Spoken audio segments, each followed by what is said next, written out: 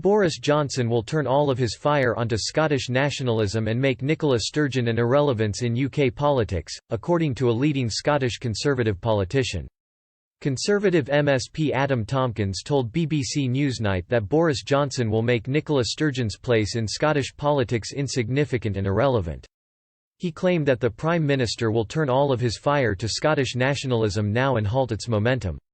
This comes ahead of Boris Johnson's highly anticipated trip to Scotland today to mark his first year in power. Boris Johnson has praised the sheer might of the United Kingdom in the coronavirus crisis.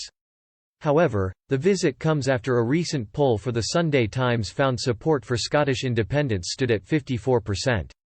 Nicola Sturgeon's SNP are also on course for a landslide victory at next year's Holyrood elections.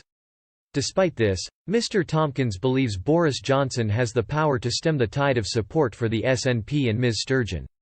He said, "I think Boris will be doing in the future to Scottish nationalism what he's already done to the rather ugly variant of English nationalism that we saw with the rise of Farage and UKIP." Boris has made Farage an irrelevance in English politics, that's tremendous. I am delighted about that and I think he'll turn all of his fire on Scottish nationalism now.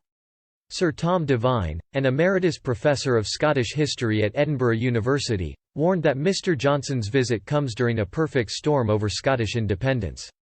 The pro-independence professor told BBC Newsnight that opinion polling suggesting increasing support for independence in Scotland have been consistent for a significant time.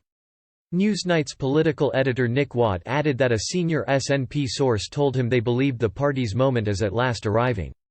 At Prime Minister's Questions yesterday, the SNP's Westminster leader Ian Blackford claimed Mr. Johnson was visiting after panicking over support for independence.